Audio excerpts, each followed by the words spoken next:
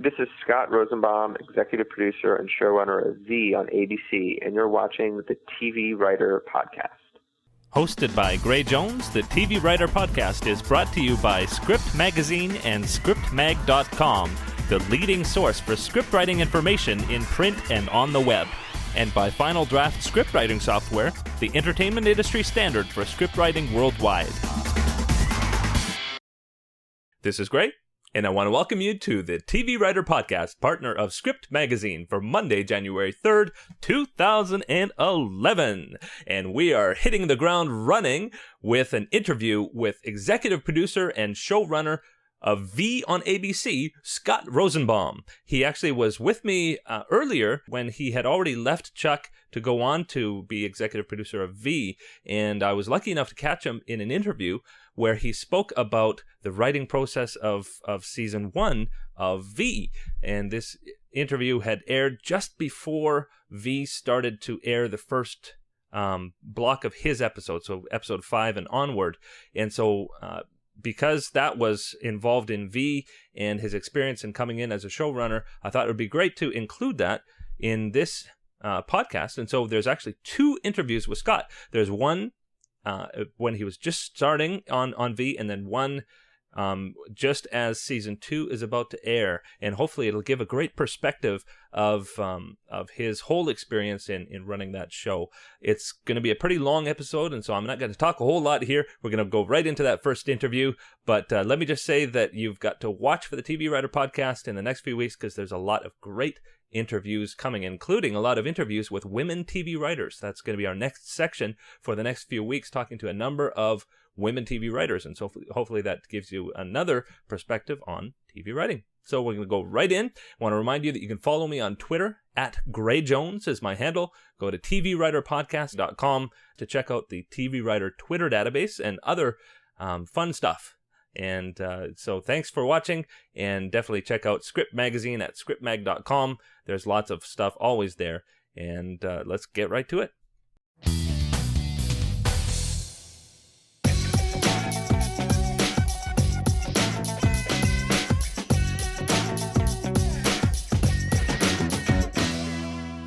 I want to welcome the new showrunner for V and also executive producer and writer extraordinaire, Scott Rosenbaum. How are you doing, Scott? Good, thank you. I appreciate the introduction. That was very nice. Yeah, and I know you're incredibly busy, so we'll get right to it. And I noticed you actually tweeted that you watched our podcast recently. What did you think of it? I loved it. I did. I would always, when I was on Chuck I was on Chuck for 3 seasons, and I would, and when you guys started doing those podcasts, whenever I had a moment, I would just check in, and it was fun to just hear, fan reaction, so I'd pop in, and so I did the Chuck versus the Beard because I had known it it was my last episode, so I thought, I'll watch the podcast for that one for sure, and it was nice to hear you guys give a shout out to V. Mm-hmm. Well, of course, Chuck fans know you because you've been around since, I guess, pretty much the beginning, right? Yeah, since season 1. Yep. Yep. And we're responsible for some of our favorite episodes, Chuck versus the Sizzling Shrimp, Chuck versus Santa Claus, and definitely Chuck versus the Beard. We're all real fan favorites, and you wrote many, many other episodes. And we'll get to talking about Chuck versus the Beard, but first, I want to hear more about V. You don't see me. I'm actually recording this video myself, but I'm holding up. I have the whole box set, or 3 box sets of the original series. I'm a big V fan myself, and I was really excited when I heard that you were going to be moving over to V, because I definitely think that you'll bring a lot to the table. But when actually, to take it back a little bit, when did you hear that you were going to be moving to V? I heard that I was actually going to be moving onto V. It was during, actually, of all of episodes, it was while we were shooting Chuck versus the Beard, and I was on set with Zach throughout that while that thing was being shot, and at one point I got like a phone call when I was on set that the studio wanted to see me, so I was like, uh-oh, I'm in trouble. I didn't know, was I being, what was I doing wrong here? And then they asked me, and they said, look, we love this show, we think it's a great show, and we're happy with the show, but we want to put another brain on it, and and they asked me if it was something that I'd want to do, and I was absolutely just, it was very hard actually to leave Chuck. I will say that. I mean, I love that show, and I hope that it runs for another 5-6 seasons, and it was an amazing time that I had on the show. And when they came to me, I actually really was conflicted, but I sat down and I watched the shows. I took it very seriously. It's obviously a big it's a huge task and a big, an honor that they asked me to do it. But I sat down and I watched the shows, and, I really felt, I love the original one, the original V, and just seeing the show and seeing the scope and seeing everything that had been done before, I really got just excited creatively. And even though it was a hard choice to leave a show I love so much, ultimately I figured, I've been on Chuck for 3 years, and maybe the show's in great hands, and this is a new adventure and an exciting adventure, so I agreed to come along. Mm-hmm. Well, I'm glad you mentioned liking the original series, because that was going to be one of my questions. I know that this new series, it's as it should be. It's a reimagining of the concept, because you can't take the cultural bias of the '80s and then move a story in its entirety into our current time. It just doesn't work. Right. And so, but how has the original series informed the process of approaching the new one? It's interesting because I've tried to keep as many elements as possible, because I love the original, and when you look at it, the storytelling of the original was fantastic. I mean, the one thing that when you watch it, and you just brought this up, the one thing that you see when you watch the original now is that stands out is really just the fact that it took place in the '80s, and how it was a show that was very reflective of what was happening back then, not just like culturally, but sociologically, also psychologically. The show reflected, I think, how a lot of people felt. Psychologically, we're sort of Cold War-ish, with the Russians, and not Cold War-ish, but it was starting to get a little weird again with Russia, and I think. But at the same time, when you look at that show, the stories were really intriguing. They were really cool. The characters were really cool. So I think that it made sense not to throw the baby out with the bathwater, but just you take everything that they've done. I mean, obviously it needs to be original and different, but sort of just update it to the present day. And then at the same time, we have just visually, effects-wise, technologically, as filmmakers, we have so many more tools to use. So it was, how do we take those incredible, cool moments that they did back then and update them again for, the year 2010. So, but at the same time, I also think it's very important that the show be different. So I would say that in a lot of instances, when you'll be seeing things that'll be paying homage to the original. It won't be the same beat, it won't be the same story element, but you'll watch the show and you'll say they were paying homage to the original show, and hopefully, and this is my sincere hope, is that you are obviously like surprised and wowed and I didn't see that coming, but at the same time that there's a wink to something they did in the original show. Well, so far it's been amazing, and just stunning visuals, and yet I've really appreciated how it hasn't just been a whole bunch of effects. Like I appreciate the fact that we see incredible visuals, like of Marina background over the spaceships, and it's just daunting, and you really get a sense of the ominous presence. And then you get to the people stories, and that's what draws us in. Yeah, I mean, ultimately, it's in television. It's about the characters, and it's the people stories, and that's why you come back, week by week, because you care or are intrigued to see what's going to happen to the people. And what's fun about V is you don't just have the fun of the people, but you also get the V's, and tracking them, and it's and I think that. I think any television writer will tell you that the most important thing is how do you engage the audience with the characters, and make them feel like they absolutely have to come back the next week to see what happens, and that's always sort of where you start. And as you said, the visual effects are amazing, and they're there to complement the storytelling, help the storytelling, but not overpower the storytelling. And you've got an incredible cast to work with. That's I mean, true. Elizabeth Mitchell was one of my favorite actors from Lost. Joel Gretsch from, just was great on the 4400. Marina Baccarin. I mean, Scott Wolf. Like, you've got a great team to work with. What has it been like working with these people that you hadn't worked with before? It's been amazing, and like you said, it's the amount of talent that we have on that.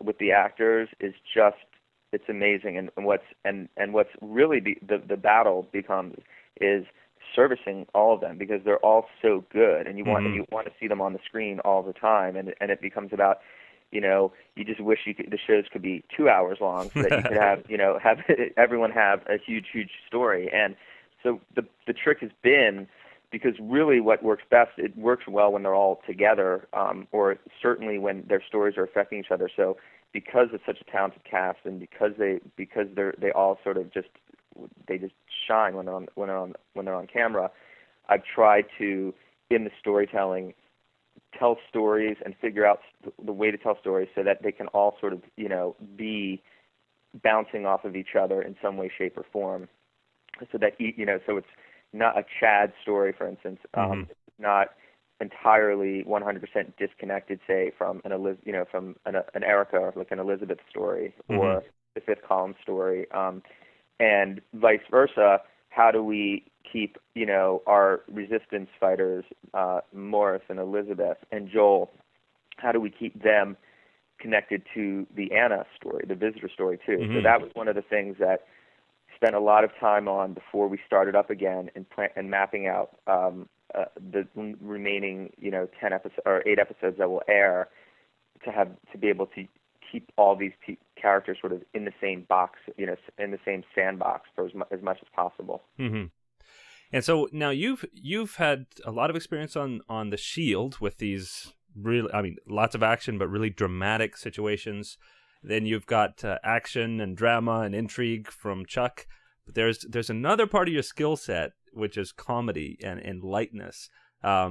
If I had any critique of the first 4 episodes, and I love the first 4 episodes of V that aired, was that it was maybe missing a bit of that lightness between the characters.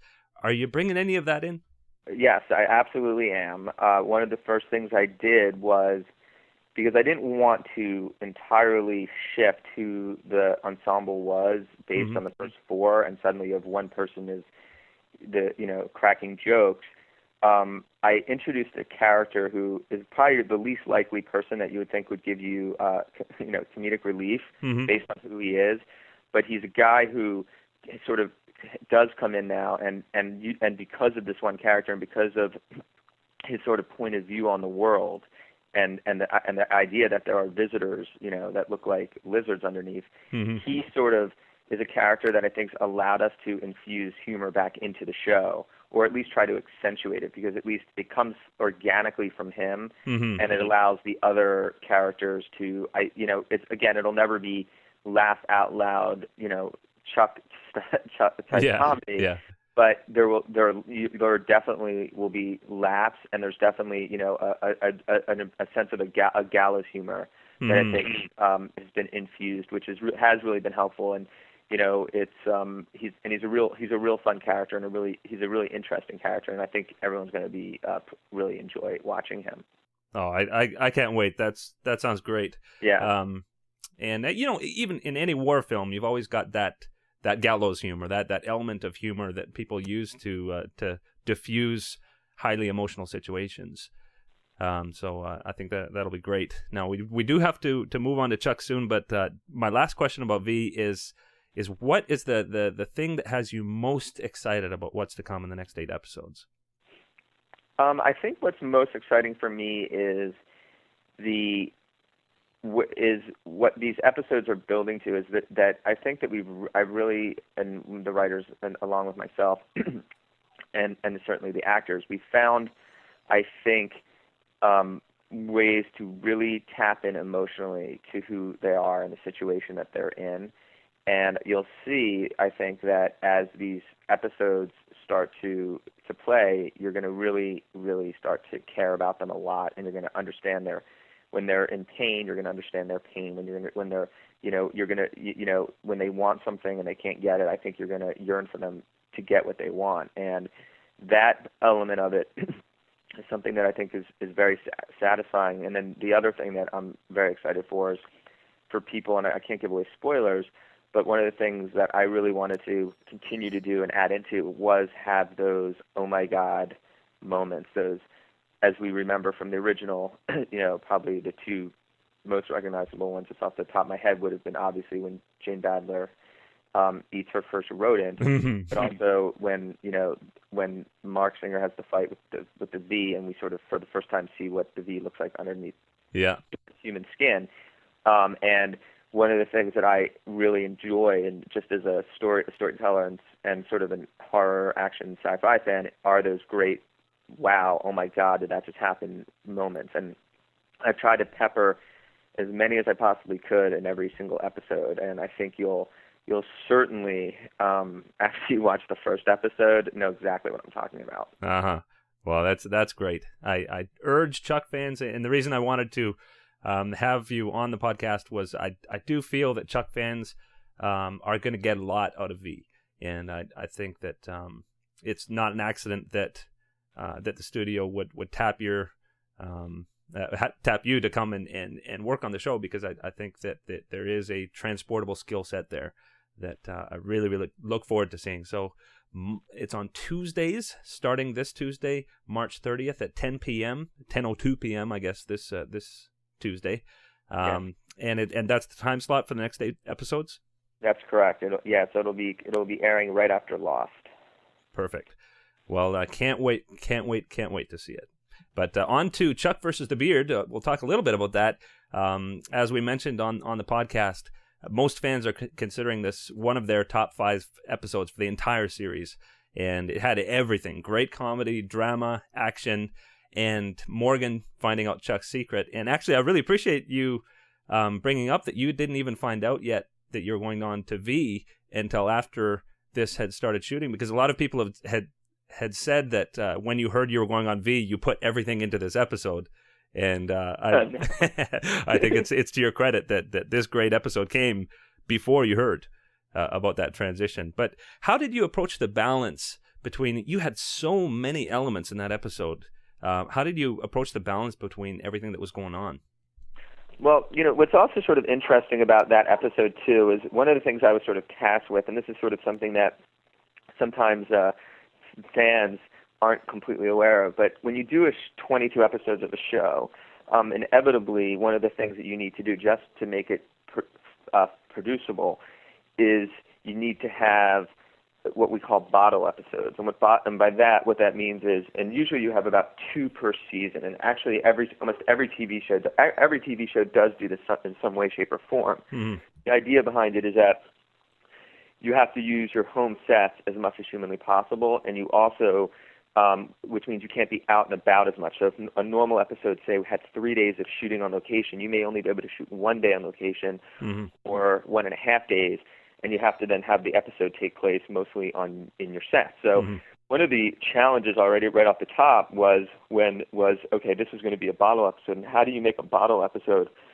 How do you have audiences not miss the fact that the team's out running, jumping off of a building, all mm-hmm. those sort of fun, amazing stunts that our people do on the show.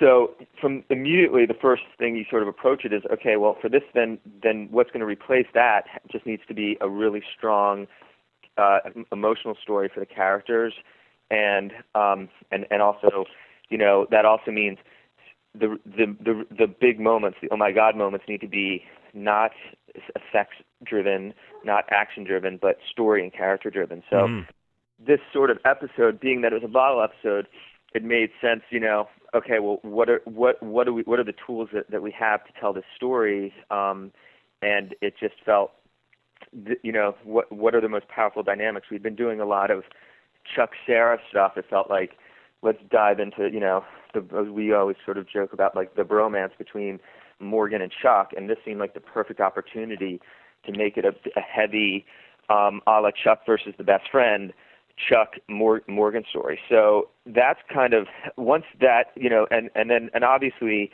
we before we start the season, we all are in the writer's room and we map out, what the season's going to look like. So I knew, we'd sort of we always knew we wanted Morgan to find out. We weren't quite sure when. Mm-hmm. That was the only thing we weren't quite sure of, or how it was going to happen. But as we were sort of getting, I think we were probably around like episode 6, and we knew it was going to be. We didn't know if it would be episode 15, 16. It felt like now's the time to sort of turn the show a little slightly earlier than we first thought we would. In a little bit of a new direction, and then the decision was made. Okay, well, we'll have this episode be the one where Morgan finds out, mm-hmm. and then from there, and then it was just about, okay, well, how do we want to tell that story, and we just dove into it. Mm-hmm. Well, I love how Morgan found out, and the role reversal when he thought he was the only one who knew and was telling Chuck about it was just brilliant. I thought, especially the "don't freak out" line. Was classic. How did you guys come up with that? Well, it was one of those things where you knew that when Morgan, it was that line has become such an iconic line. Mm. It was one of those things where it just made absolute sense that he would say that at that moment. And what was really really fun about that episode too, which is something that, and I know you guys spoke about this a lot, but it was really nice to do an episode where you could sort of really get to see Morgan and get to know Morgan better. Mm-hmm. He's such a again, as I was saying before, like in V, it's a huge ensemble, the cast, and mm-hmm. we have so many actors and so many characters that we need to touch base on. There always seems that as hard as you try not to, some people seem to get a little less screen time than you always hope, and I think Morgan would get a lot of screen time, but it became a situation where we felt like, here's an actor who's a really great actor, and how do we get the most out of him? And it seemed that, as soon as he could be involved in Chuck's life in a more direct manner, A, there would be more storytelling, but B, it would allow us a window into Morgan and get to know the character even better. So mm-hmm. It was really, I think, liberating for all of us in many ways to have Morgan finally get to know, because it just opened up all these storytelling possibilities that we hadn't really been able to do because he didn't know. So I think that you'll see, as the rest of the season plays, you'll see all of these sort of really, I think stuff that will be make people very happy and really and continue to enjoy the show, because Morgan's now suddenly in the mix for good or bad. Mm-hmm. Well, I think it's going to be good. Great opportunity for comedy. It's going to be really good. And but when I say bad, it's because it's who knows, right? You never know what kind of trouble he can get Chuck into if he's not too careful. Yeah. Well, I just have one more question for you, and that's what it was like to work with Zachary Levi as a director on that episode. You know what? It was a great experience. It was the first time he had directed a television show, and he. Anytime you're working with a first-time director, the system is set up hopefully for all directors on the show to succeed. The writer's heavily involved. The director-producer Robbie Duncan McNeil is very involved, and the crew are just so good at what they do mm-hmm. that you have a great support cast. And then the question is, but you're always still nervous. And I have to say that from day one, as Zach and I were talking about the script and going through it, and I was explaining things, and he was talking about, okay, I might want to shoot it this way or do it this way. I knew, honestly, from the moment we started talking that he would do a good job, because I wasn't even, and truthfully, the camera is the least, in many ways, is the least important element in some senses, because what's most important is that the actor or the director understands the tone, the pacing, the rhythm, mm-hmm. Who the characters are, how they're going to act. And Zach he just got it. He got it in the way that you would, hope, like the way the writers would get the show. He just was really in there and totally understood everything. And he had great ideas. He, as we went through the script, he would say, hey, what if we did this instead, or we shoot it this way? And almost every one of his ideas, I actually incorporated into the script and thought worked well. And he was great, and he knew when to ask questions. He was very smart about when he didn't quite understand something, he would turn to Robbie and say, I want it to look like this, but I don't know exactly what kind of lens to use. But he knew what he wanted, which is the most important thing. And then Robbie, who was just wonderful during this process, would just say, all right, we're going to use this kind of lens, and you'll do a dolly shot, and you'll get exactly what you want. And and then it was amazing though, because by like day 3, Zach just like knew what he needed to do.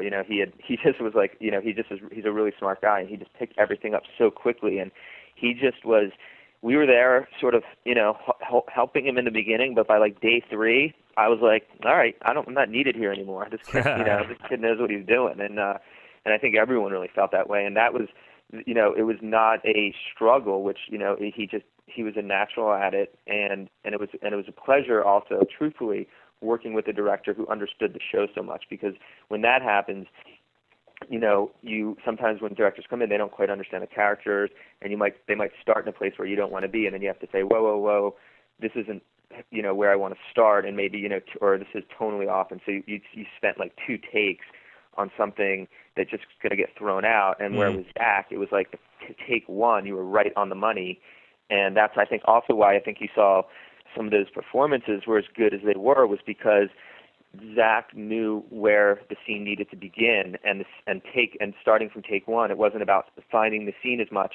It was about just making the scene better and building the performance from take 1 rather than take 4. Do you know what I'm saying? Mm-hmm. If that makes sense. And I think that was one of the reasons why, in my opinion, the performances in the show were so good, was because it allowed the actors to understand exactly where they were starting from, and then it was just take 2, 3, 4, and 5 was just building upon the performance and fleshing it out.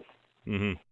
Well, I know he's got an incredibly busy schedule, but I do hope he can do it again sometime. I will, and I miss Chuck so much, and everybody's got to keep watching it, because I know it's half what happens just because I was still there before, and it's going to be such a good show, and it's such an awesome ending, and the next batch of episodes are fantastic, so you guys should be very excited to see them. Well, we'll miss you on Chuck, but it's good to know that we have a great show that we can follow you on, and I will certainly be watching Tuesdays at 10 p.m. on ABC. Great. Thank you guys so much for all your support. Really appreciate it. Yeah. Well, I so much appreciate you taking the time again, and best of luck to you, and I really hope V does really, really well. Cool. Great. Well, we'll talk after the premiere. I want to hear your reaction, especially when you see the last scene. Yeah, I can't wait. Okay. Okay. Thanks, Scott. Okay, take care. Bye-bye. Bye-bye.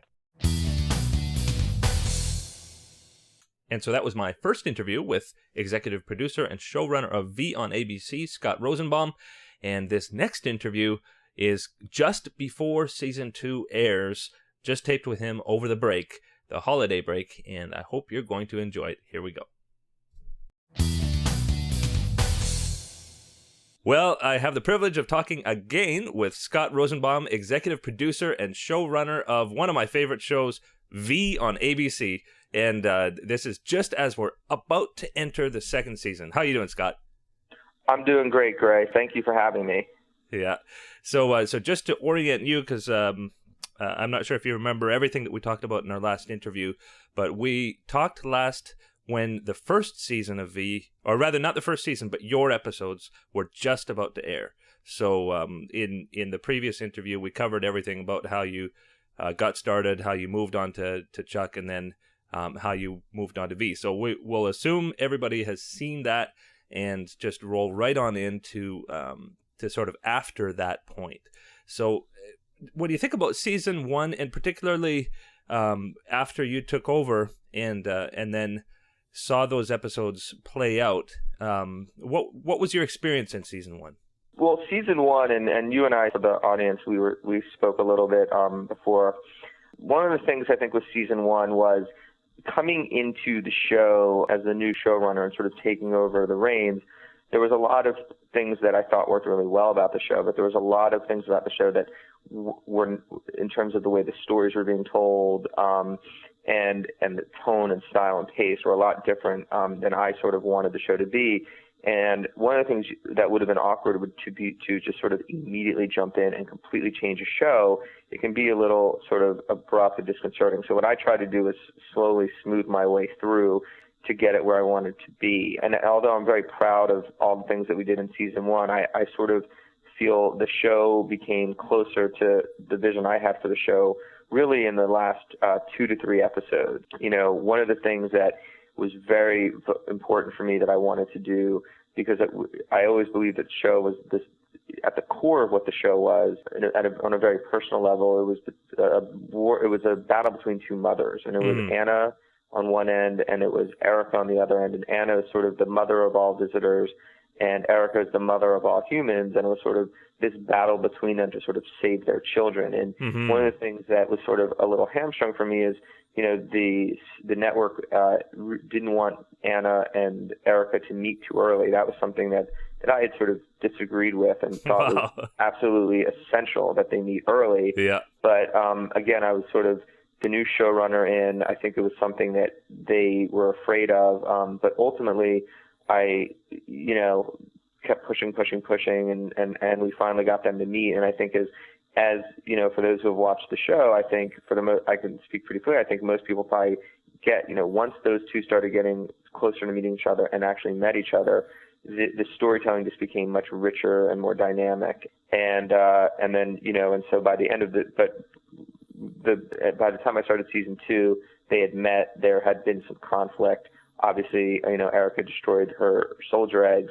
And at that point, I felt that the show was finally sort of on the right track in terms of the character dynamics and the storytelling style that I wanted to move forward with in the future. Mm-hmm.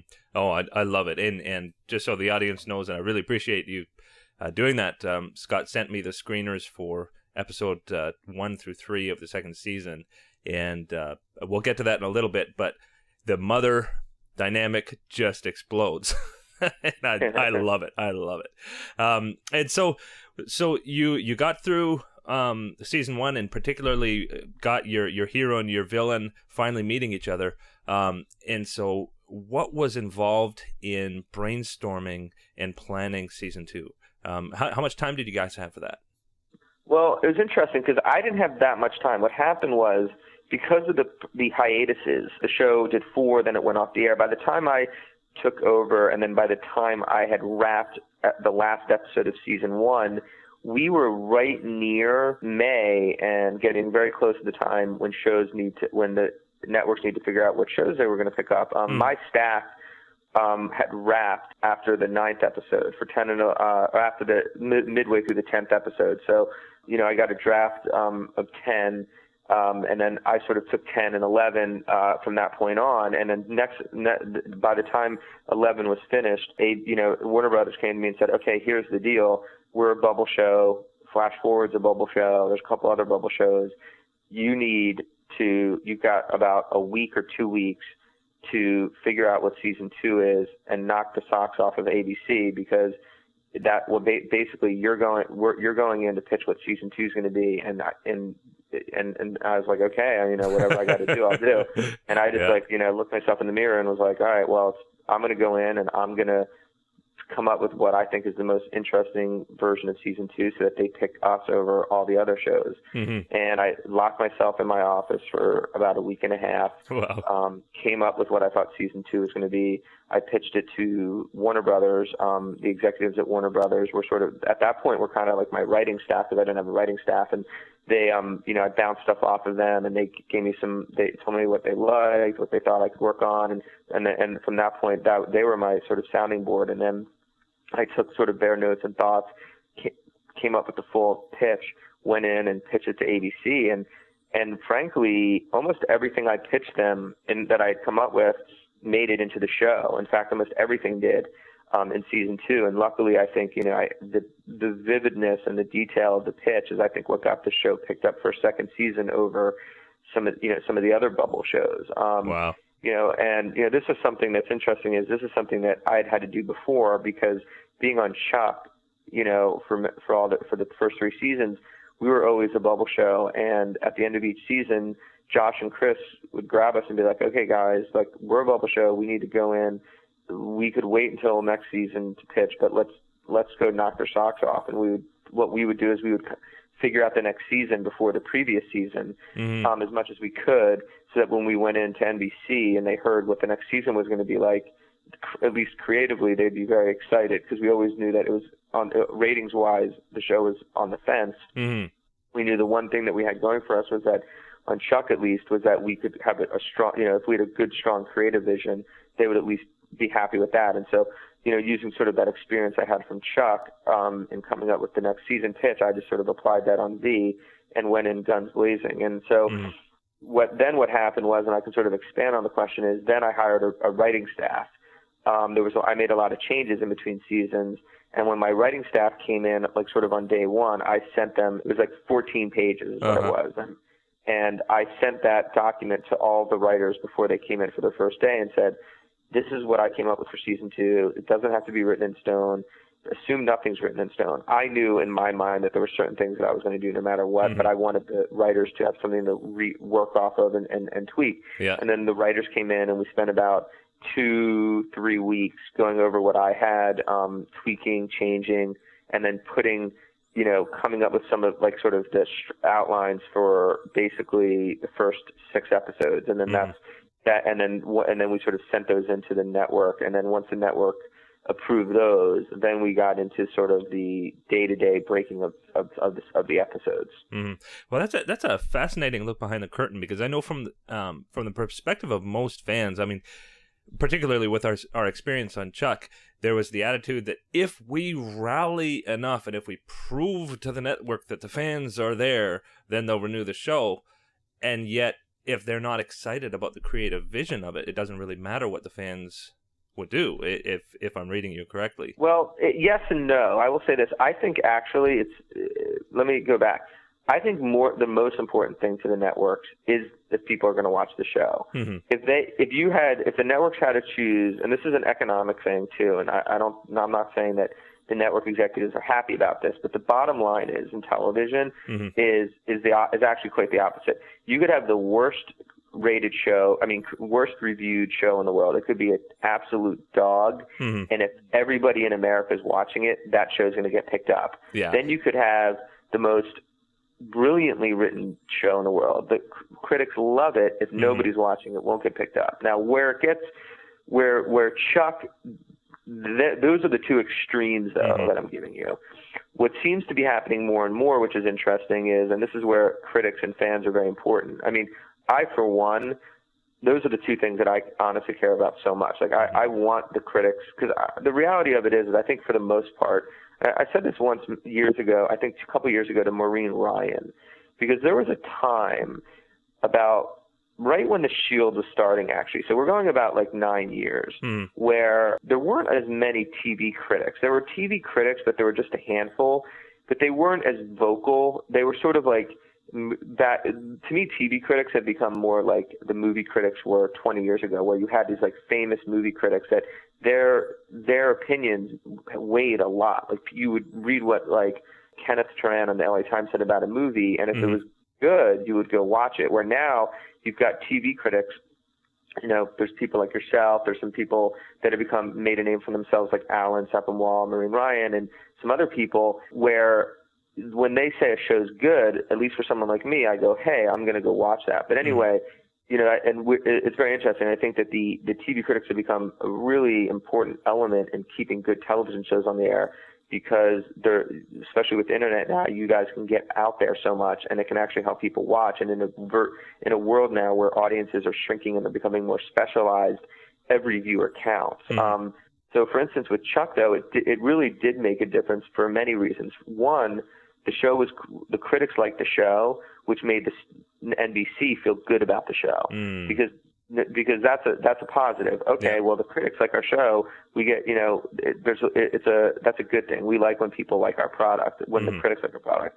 Then the element that obviously is the economic element, which is just equally important, is the fans. And I think that when you have vocal fans who rally around the show and are always going to show up and are literally passionate enough to write letters or send stuff into the network, to go to, say, eat at Subway because Subway is promoting the show. They're loyal that way. That does mean something, and that will definitely push a show that's on the bubble over the top. Yeah. If the show is a complete dog and no one's watching it, it won't work. But like, for instance, like a show like Chuck, which was a bubble show, it absolutely, the fan support helped get that show picked up. And then at the same time, the writers have to do their job and make the show good, which is why the fans like it. And with the network being excited about the next season creatively, knowing that the critics like the show and knowing that the fans like the show, they're going to choose that show that's on the bubble over another show that's on the bubble that doesn't have those same elements. Mm-hmm. I do think it definitely all works together, but it just makes me wonder if, particularly with these bubble shows, if it brings out more creatively out of the writers. I mean, if you're in a situation where you know you're going to get renewed no matter what, they want to make the best show they can, but if you know that your survival is based on the pitch that you're giving to the network, you're going to make that pitch really good. I would agree with that. I mean, I'm from somebody who's been in that position 4 years in a row, essentially, 5 years in a row, because so for the first 3 years on Chuck, I was like that, and for the 2 years I was on V, I was like that. I think without question, I mean, because when I know I have to go in, I've got, 200 crew members, and I've got an entire staff of writers, all my actors, every assistant. Everybody's relying for you on that job, relying for you to get a job, for you to go in. You know that it's going to come down to the pitch. You work harder. There's no question about it. You know what I mean? You're motivated. There's too much on the line, and I think it's a natural human thing that you work harder when your back's against the wall. If you're going into season 7 of CSI, I think you still take great pride. But I also think there's a point too where you're just kind of like, okay, well, people are watching us no matter what, and maybe not. Maybe they even think they're giving it their all. But I think there's just a comfort factor you get in success. It's probably even a psychological thing that you don't even, an unconscious thing that you don't even realize. Maybe you're not working quite as hard, but you do it. But I think, so I think you do. And then, and then again, I think there are. And this is something that I hope that I always do. I hope that if I'm in season 7 of V, that I'll work just as hard. And I think, I think maybe it's coming from the fact that I've always been on shows that were underdogs and had to work that hard. And maybe hopefully that's now ingrained in me that I'll never not want just to do the best possible job I can do. But, I think it does help. I think it certainly helps in many ways. For instance, if you do all that heavy lifting in a practical manner, for instance, if you do all that heavy lifting before the season starts and you figure out what the season's going to be, when you actually start and now you have deadlines and now you have production deadlines, well, you've thought through a lot of it. So episode 1 and episode 5, 6, 7, and 8, you're not just completely starting with a blank slate when you're breaking them. You've already got a notion of what they're going to be. Certainly you should have a notion of what the character emotional arcs are. It gives you that head start so that when you're breaking the episode and production starts in 2 weeks, you have more of it figured out, which I think allows you to develop individual episodes with more detail and with more confidence and with more time, which allows for better work ultimately. You mentioned something interesting, that you didn't have a staff at the end of season 1. How did that work? Well, what happened was at the end of season 1 is I had a staff during season 1, and because of all the production delays, their contract time had run out. So when I got to the last 2 episodes, I still had on the last episode, I still had 2 writers who were John Orth and Natalie Chaidez, who wrote me a draft of that script. But I had to get rid of the staff after that point. Actually, I did have one other writer still for the final episode that I co-wrote at Gregg Hurwitz, but I had to let them go because it was just a contractual thing. So, and I'd always been planning on doing the last episode myself anyway, with Gregg. And so it wasn't the end of the world because I had a working draft to work off of, and then I just did some rewrites, and John delivered a really good script anyway.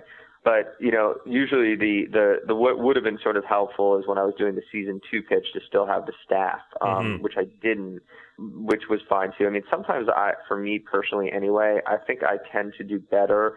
It's better for me to figure out what I think the episode is going to be by myself and then present it to the room and then let the room jump in. Some people, what happens is you got 8 people in there, and if I don't have a good sort of understanding of what I think I want the episode to be, it tends to be that it can get diluted and you can start to go in a lot of different ways. So in season 1, it really didn't affect too much on the last 2 episodes because we sort of had figured out what they were going to be.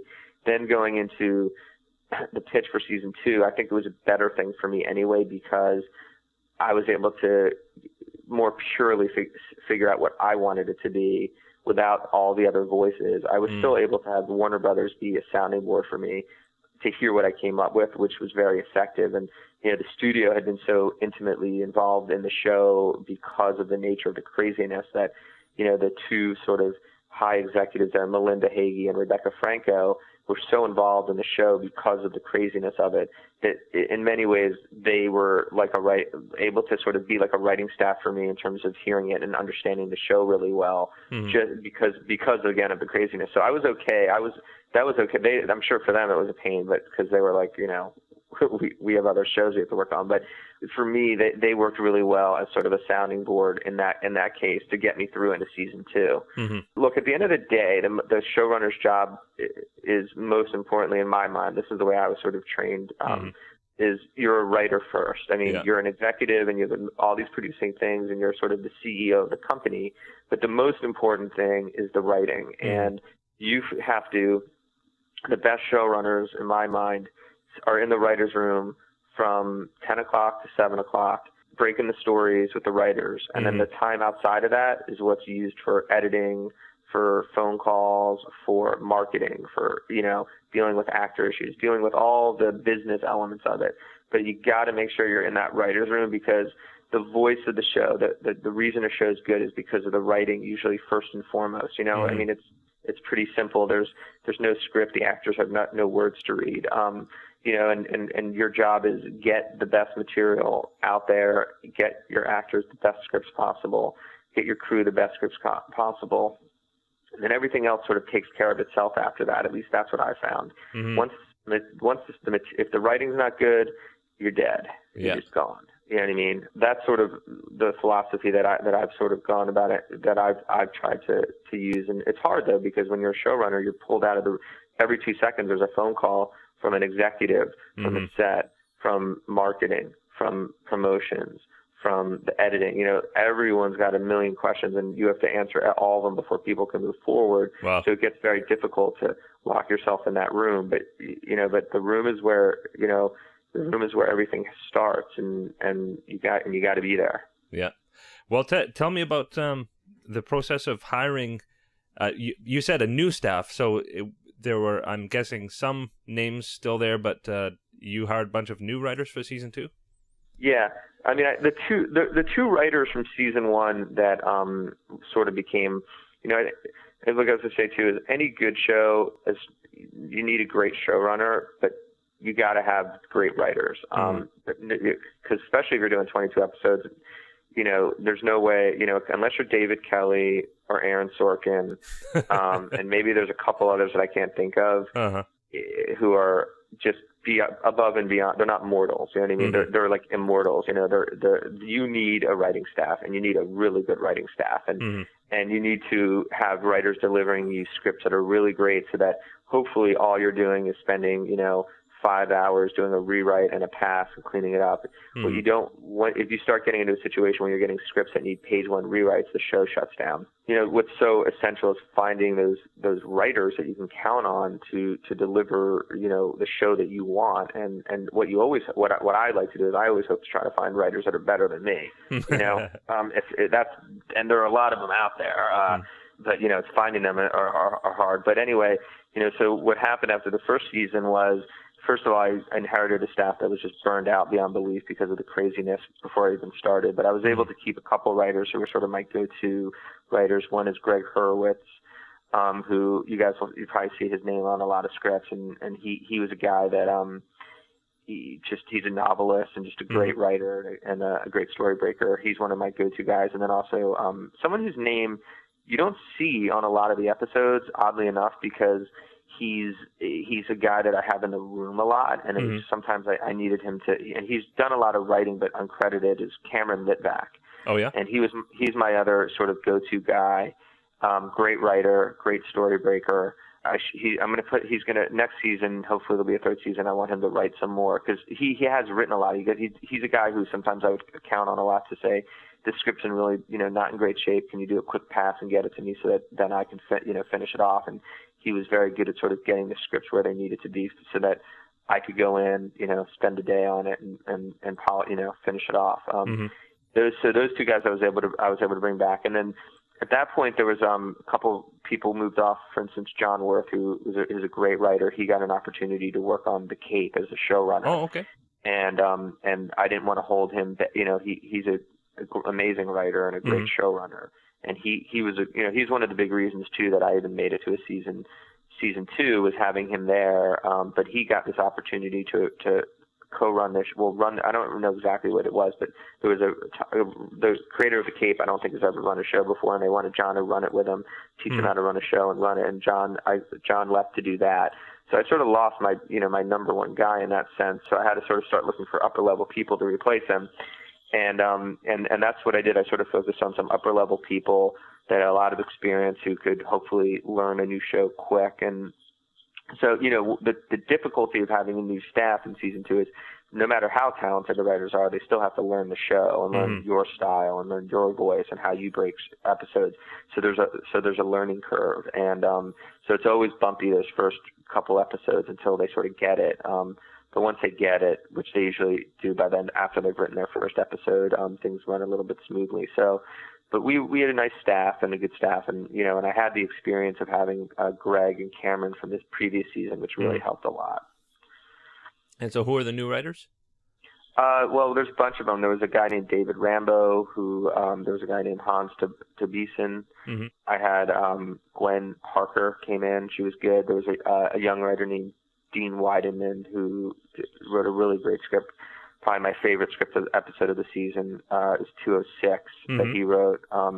We had Kat Humphreys was a writer who had worked on Mad Men the year before. So that was, and then we had a couple younger staff writers from like the Warner Brothers workshop. But it was we also had Rockne O'Bannon who came in. Oh, really? Yeah. Who I think a lot of sci-fi fans know, and Rockne's a total pro and a great writer. So I had a lot of really good people come in, which is really, really nice and really helpful. And so what, as a showrunner, what are you looking for when you hire a new writer? I guess the first thing I'm looking for is just a really kind of unique, original voice. I like being able to read things that I feel like I myself couldn't have written. And usually that comes from a place of just a unique voice, a different voice. I mean, you see it in the most obvious example of probably a unique voice is, just to throw one out, is Larry David. Like when you read Larry David or you watch Seinfeld or you watch Curb Your Enthusiasm, you're like, okay, this guy, it's almost like a Woody Allen. It's like, it's so distinct and unique. Know that, they have their own, and I look for that unique, different style and that different voice on the page.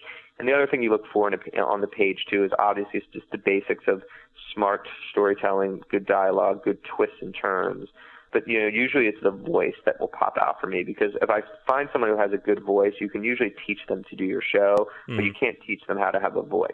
Yeah. That's and then when I meet with someone, which is the other really important moment, because you never hire someone without meeting them. So what happens is you read the scripts, and when you find the scripts that you like, then you say, okay, I like these 4 writers, and you meet those 4 writers, and then you have to pick, unfortunately you can't hire all of them. It gets down to the interview. And the thing I would say that I look for most in the interview is 2 things. One is an energy and a willingness to want to work really, really hard. I know myself, I was never in anything in my life. I was never naturally the best at anything. And the one thing, my father always used to tell me was, look, you're never going to be the best at anything naturally. It's just not, assume that you won't be. Sorry, son. He didn't mean that in a bad way, actually. He meant it in a good way. And so I'm sort of saying, he always said there'll always be someone who's better than you at something, no matter what you do. You know what I mean? There just always is. And that's something that's just part of life. But the one thing you can control is how hard you work. And you can control it. If you work harder than anyone else, I promise you will be successful. And that was sort of some advice he gave me. And I've always taken that very seriously, and I've done that way. And I've always prided myself in being the hardest worker. And one of the things I look for in writers is that same sort of sense of they're going to work really, really, really hard. Because I know also too that if they do work that hard, they'll be successful too, which means they'll succeed, and it'll be a good hire. And so that's one thing I sort of always, look for, is that sense that they're going to work super, super hard. And the other thing I I like when I'm going to hire someone is, and not everybody does this. Not all writers do this, which I find very surprising. Mm-hmm. But for instance, when I go up for a job in Hollywood for a TV show, I always come in with at least five ideas that I think could be great episodes. And the idea there is that what it shows is, A, you're thinking about that show, and B, even if the ideas are off and they don't work, I know that person is at least thinking about the show and comprehending the show and taking what they read in the pilot episode or they read in the individual episodes and starting to apply it practically to the show itself. And again, it's not always that they come in and they may not use a single idea that they came up with, because again, they're not pitching whole episodes, or you have time to pitch the whole episodes, but you can two sentence something, and, oh, this could be a cool episode. This could be a cool episode. And I really like that, because that shows me, A, that they're very proactive, 2, they're thinking about the show, and it gives me a quick sort of sense of how their brain works when it comes to storytelling. Mm-hmm.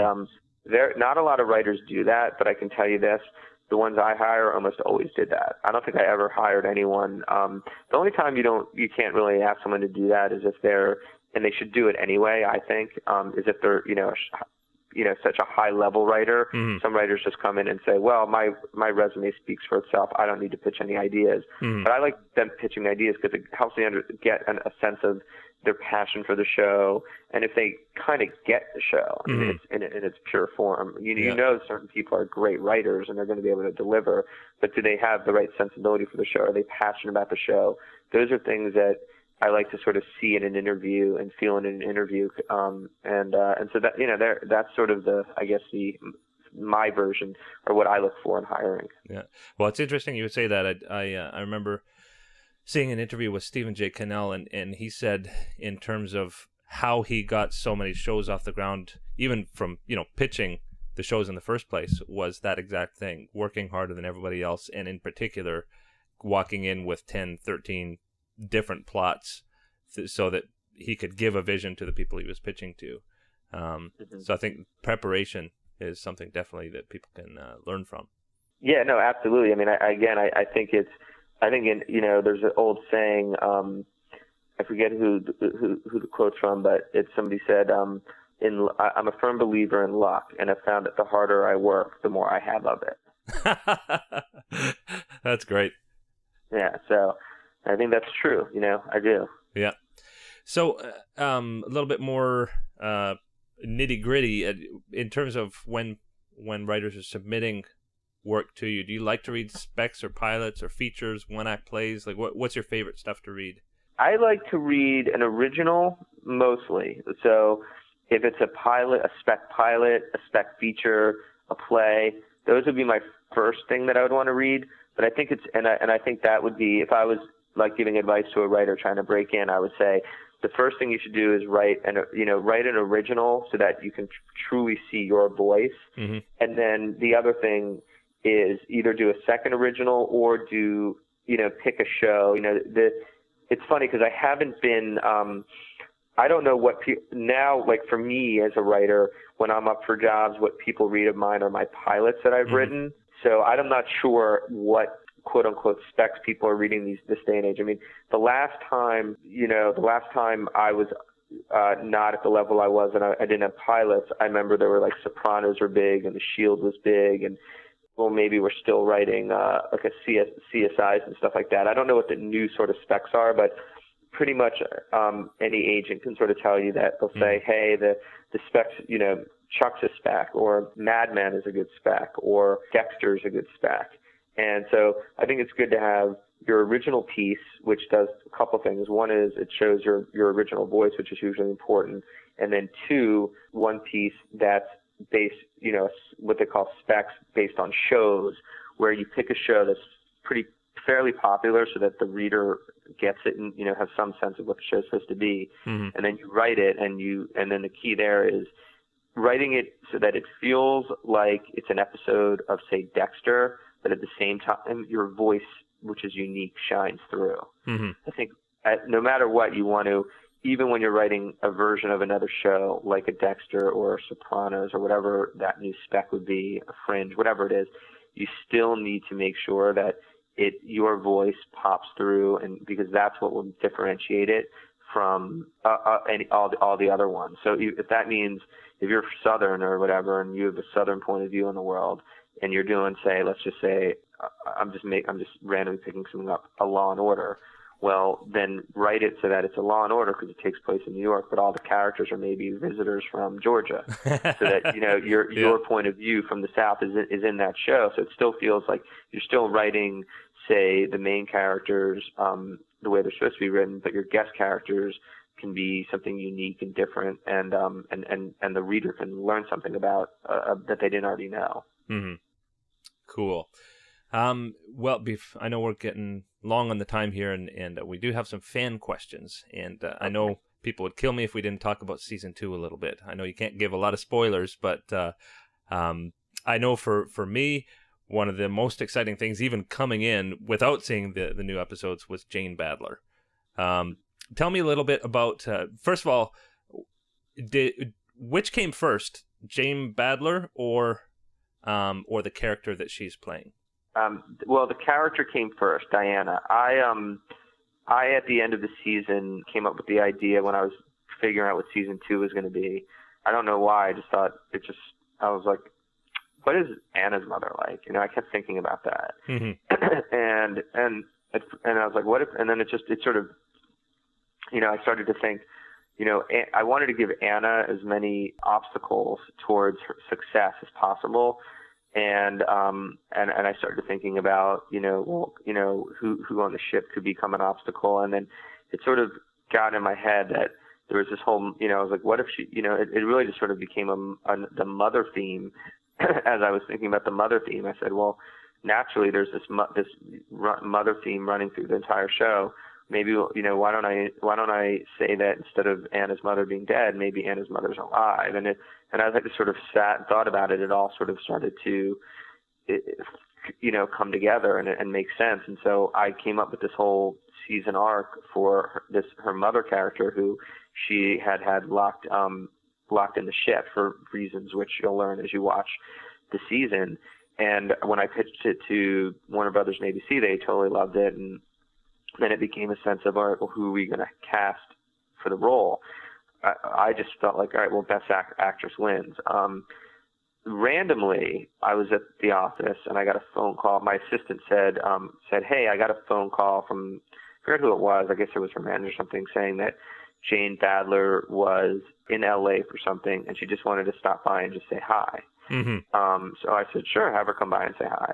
So she came in and she sort of popped in and she was like, yeah, I just was here and in business or whatever, and I just wanted to drop in and say hi and just, I worked on the show my whole life, for so long, and I was just curious about it. And she's a really nice woman. And she had no idea there was a character, by the way. Like, she had no idea. She literally, I hadn't let anyone know about this. And we were just talking, and as we were sort of talking, and I think she was telling me about her family back in Australia and her kids. I started to zone out a little bit because I was just listening to her talk and started thinking to myself, what if, maybe she could be the Diana. And so she was sort of just talking to me about her family and her husband and her kid who's about to go to college. Mm-hmm. And I'm sitting there and I'm just listening to her and my weird writer's dream off craziness, which I'm sure drives all my friends and family crazy because I'm only half there. And I'm just imagining her, she's talking, just sort of filtering her dialogue, her voice sort of, and looking at her and starting to think maybe it could be Diana. And so then she left and she's like, I'd love to be on the show if there's ever a role for me. And I go, yeah, maybe, I'm not sure, whatever. I would love, I'll think about it. And then she left. And in the back of my head, I was like, wow, she could totally be Diana. I actually kind of started to filter. I'd already written pages and everything like that for who she was, but it sort of just matched, and I really liked it. So when she left, I said, I called casting and said, hey, you know what? Let's let Jane read for it because I think she could actually do it. Mm-hmm. And then what happened was she, like the rest of everyone else, she read for it. She taped herself, sent her tape in because she went back to Australia. Mm-hmm. And I saw a bunch of auditions. I watched all the people who were taped, and I thought that she was the best. Yeah. And that's how she got cast. And it was, it was sort of like a fortuitous thing that she just happened to be in town that day, because I think that if I probably would have reached out to her maybe because of who she was and she was on the show, but it wasn't in my mind to cast her at all because I initially was not into sort of stunt casting. And it was only after seeing her in person and talking to her and seeing how smart she was and how intelligent she was and how kind. I mean, I really liked her. Like, I could be friends with her. Like, she came in and she was like this person. She wasn't this like actress that would intimidate you. She was just like a normal person. I was like, oh, she's so cool. Like, I really liked her. I was like, I want to hire her because she's just cool and nice and sweet. And that's how and that's how it went down. Yeah. Wow. That's so exciting. I got to credit Jeff K. TV on my terms for that question. And moving on, we do have a number of other questions about the original cast members from the old series. Skepacabra asks, any chance if Robert Englund will turn up? You know what? I have not. If we get a season 3, which I hope we do, I would definitely consider that. I haven't. What I do at the end of this season is I really open up the world big when Mark Singer's character gets introduced. It opens up this whole sort of essentially you find out that there's at the end of the season. Well, I don't want to give it away, but the point is that the world opens up even more in terms of the possibilities of more of these types of characters. And I would definitely consider using him. I mean, Jane worked out really well. Obviously, they're not playing the characters they played in the original. Yeah. But for instance, like Jane's.